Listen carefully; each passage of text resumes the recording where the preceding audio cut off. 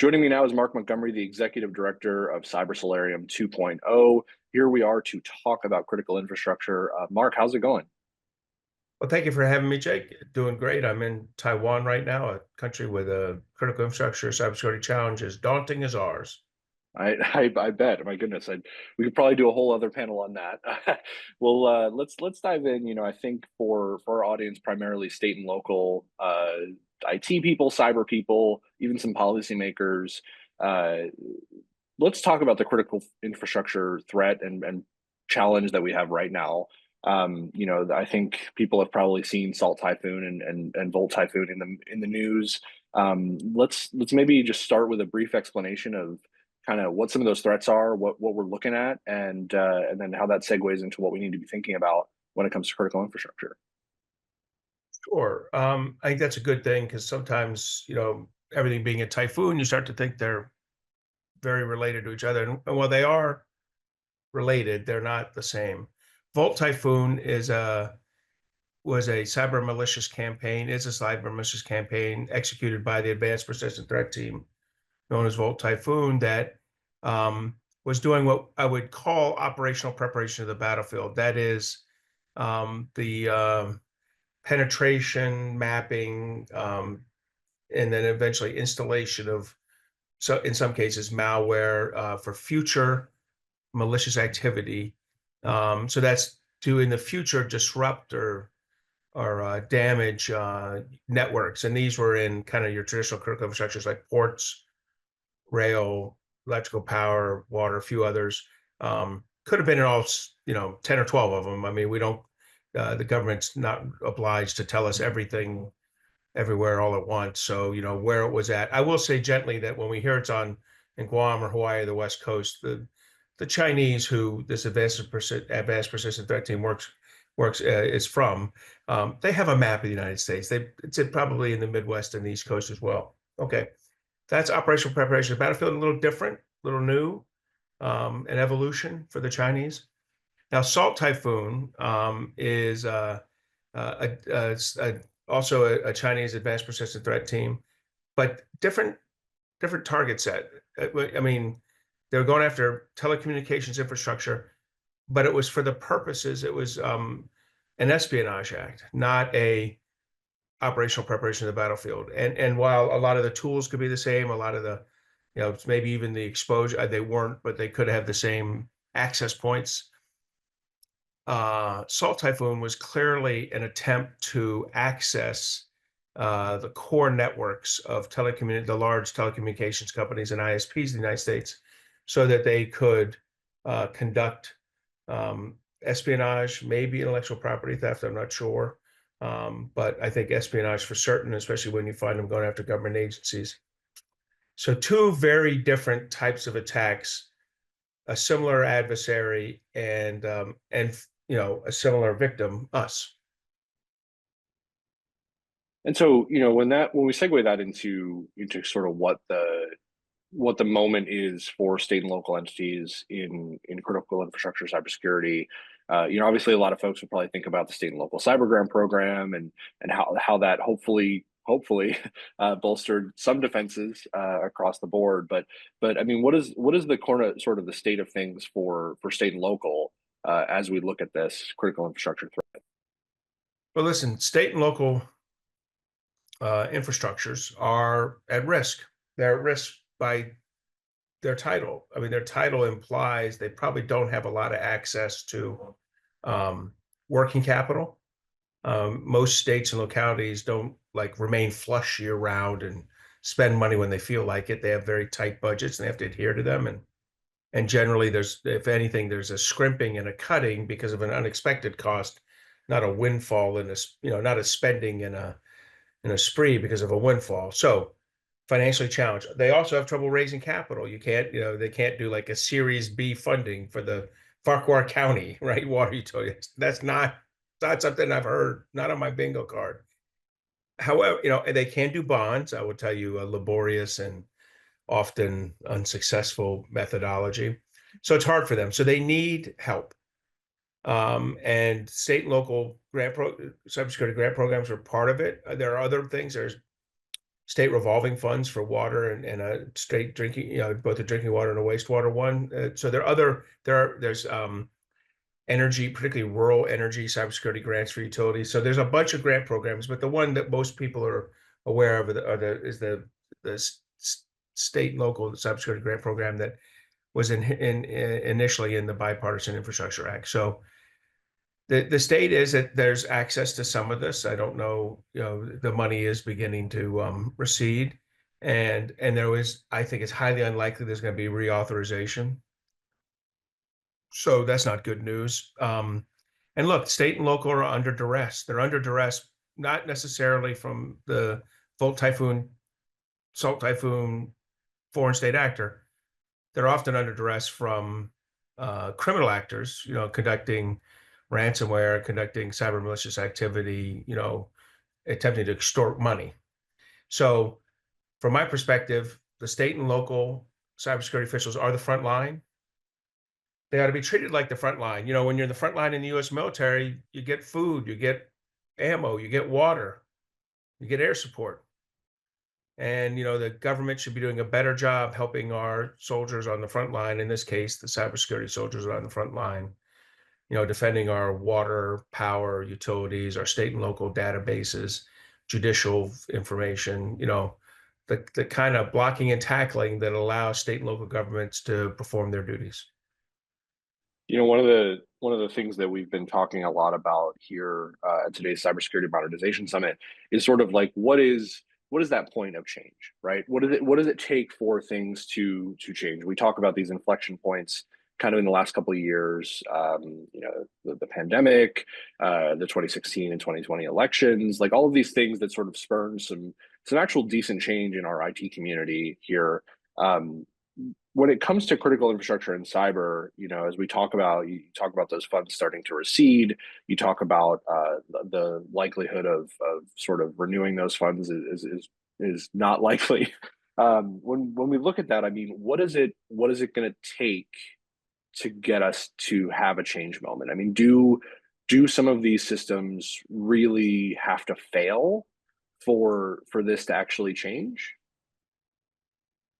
Hmm.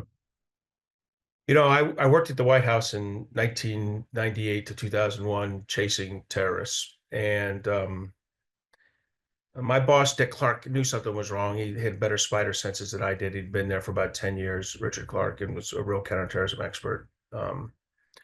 Uh, my spider senses weren't going off, but there was a problem. There was a problem in our intelligence sharing between the FBI and CIA and how we responded to domestic threats to the United States.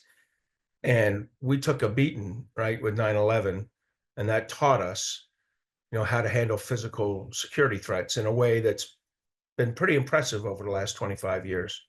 I mean, knock on wood as I say it, we've avoided the really big follow-on hits, despite the fact that we have an increasing inventory of adversaries who are increasingly interested in doing something significant to us and holding the great Satan accountable. So that took a significant incident. And I hesitate to go back to Pearl Harbor, but the Navy learned a lesson at Pearl Harbor. The Army learned a lesson at Pearl Harbor, Army Air Forces. So sometimes it takes a significant incident to change the course of the aircraft carrier that is the United States decision making on this. So look, I hope we don't have that. But I have to tell you, the vast majority of our critical infrastructures, there's a handful that I would give an A or a B to, financial services at the high end, large banks, the defense industrial base, especially the larger companies, some of the electrical power grid, particularly the ones associated with nuclear power, have nuclear power plants like that. You can see some areas of success where either because of the utility, because of the sector or the government or both, you have a good program. Unfortunately, I only named like 20% of the sectors. The other 80% are C's and D's. I'm a professor at Georgetown, and I give I'm an easy grader. And I'd still give these guys C's or D's. And then there's a handful of F's. Department of Education protecting our K through 12 kids' data. Agriculture and food, protecting our agriculture and food.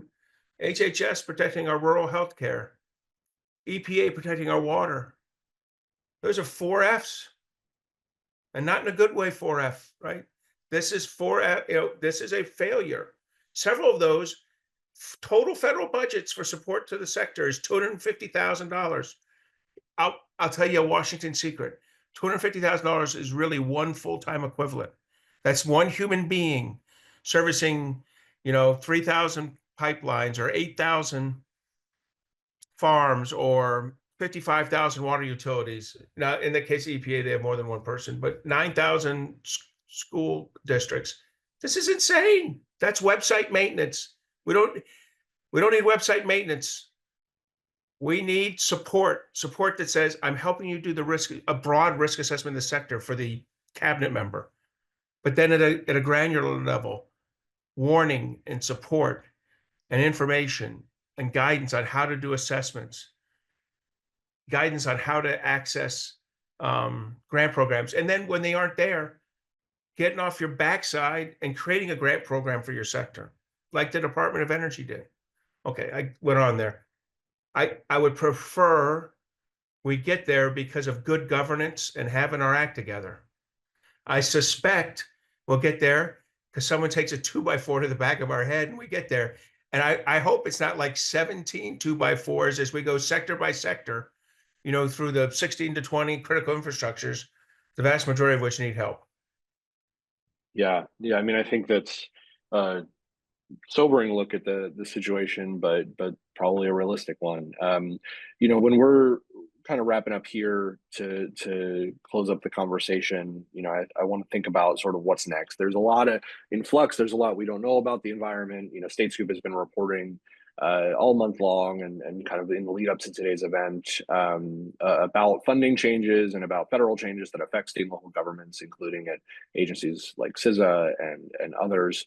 What with all of that said, with all of this going, where do you see what's happening? Where do you see this going? Where are we heading to in this environment, kind of in the context of protecting our critical infrastructure? Well, first, I want to say that, we were doing better throughout the Biden administration. They got better year over year. We were not good. We were getting better. And I don't blame the Biden administration or Trump 45 or the Obama administration or the, Bush or Clinton. I blame them all. Most of the things that we recommend in the Cyberspace Solarium report, most of the things that you see in the current national cybersecurity strategy were in the original National Infrastructure Assurance Plan from 2000 or Presidential Decision Directive 63 from 1998. We're not reinventing the wheel here. We've had a broken, axle for 25 years and haven't fixed it. So when you ask, how are we doing? Well, we'll see. It does not augur well that there appears to be like a chainsaw being taken to CISA's personnel and budget, vice a scalpel. If you didn't like what they're doing with elections and disinformation, scalpel out the like 2 or 3 million out of 2.9 billion that was being spent on it. Don't show up with a chainsaw and be joined by your bros from the Doge, who are just randomly taking chainsaws to things. They should be treating CISA and cybersecurity like a national security issue that it is. And so you go over the Department of Defense and you see that they're like reshaping the budgets. They're moving things around by cutting them. That's how we should be treating cybersecurity things, whether it's individual federal agencies' cybersecurity budgets, whether it's CISA's budget, whether it's the NCD, whatever area you're talking about, Cyber Command, they all should be a growth industry because the adversary is growing. I mean, this is not complex, strategic, it's in the game of Go, right? This is a game of checkers. We got to get our stuff together and do a better job resourcing and supporting the critical infrastructures and the state and local utilities as they fight the good fight. Mark, it's been I would say it's been great to talk to you. It's a little scary to talk to you, but it's overall been good. Thank you so much for your thoughts on this, and thank you for the work you're doing to keep this thing going. I appreciate all of it and look forward to catching up again soon. Thank you. Thank you, Jake, and thanks for taking an interest in state and local cybersecurity. It is the backbone of the critical infrastructure protection in the United States. It sure is, and that's what we're all about here. So looking forward to keeping doing that. To our audience here, stay tuned. There's more to come from today's Cybersecurity Modernization Summit.